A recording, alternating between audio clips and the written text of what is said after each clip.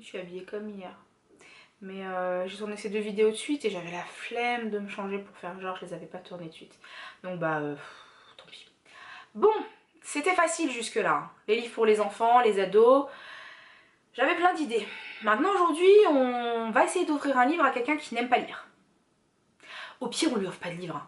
Moi je veux vraiment offrir un livre à tout le monde. Ils ont des cadeaux à côté hein, mais il y aura au moins un livre. Alors qu'est-ce qu'on peut offrir comme livre à quelqu'un qui aime pas lire? J'ai demandé à mon copain qui aime pas forcément lire, même s'il s'y met petit à petit, et il m'a dit un livre court avec des images. Voilà, donc un livre court avec des images, c'est l'idée numéro 1. On va reprendre du coup l'idée des BD.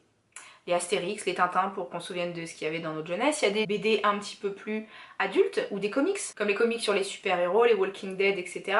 Personnellement, un comic que j'aime beaucoup, c'est celui de Scott Pilgrim. Vous avez sûrement dû voir le film, c'est d'ailleurs un de mes films préférés. Et il y a 5 comics qui peuvent être lus en français ou en anglais, qui sont très très bons. On a aussi les mangas, donc comme pour les adolescents, qui sont des livres à part entière. Et on a les livres qui ont donné des films. Par exemple, un petit Charlie et la chocolaterie, ça fait jamais de mal. Ou un petit Jurassic Park, hein, s'il aime les dinosaures et si c'est un de ses films préférés. On a aussi les séries adaptées de livres, comme Orange is the New Black. Ou aussi, bah, ça, de Stephen King. Tout ça, c'est des livres, il connaît déjà l'histoire, il connaît aussi la façon dont le réalisateur l'a adapté, et de lire l'œuvre originelle, ça peut donner envie de lire et donner envie de savoir comment c'était à la base. Comment était le livre, comment il a fait pour l'adapter de cette façon. Forrest Gump, Alice au pays des merveilles, Le silence des agneaux. Ce qui est très très bien aussi, c'est d'offrir le DVD avec le livre. Comme ça, il peut soit lire le livre et revoir le DVD.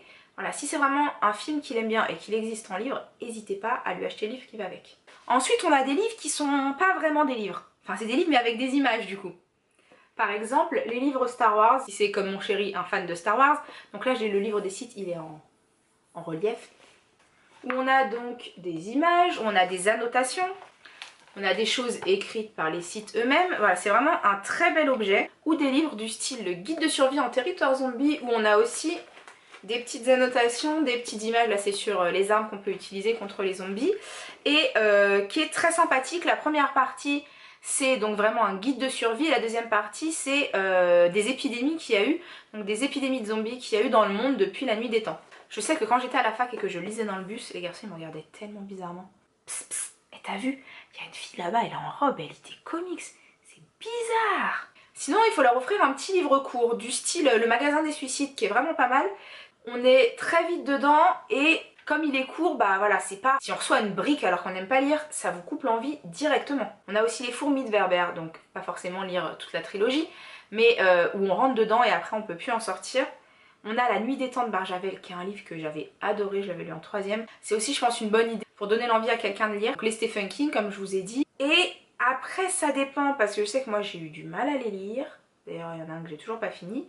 Dracula, Frankenstein, voilà, vraiment les classiques dont l'histoire aussi est connue, a été vue en film. Donc entre les BD, les mangas, les comics, les livres qui parlent d'un sujet particulier, les livres courts, je pense que vous allez trouver votre bonheur pour réussir à offrir un livre à quelqu'un qui n'aime pas lire. Demain, on va totalement dans l'inverse. Ça va être offrir quelque chose, mais du coup pas forcément un livre, à une fille qui aime tellement les livres qu'elle a tout.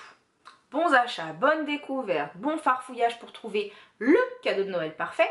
Et puis bah je vous dis à demain!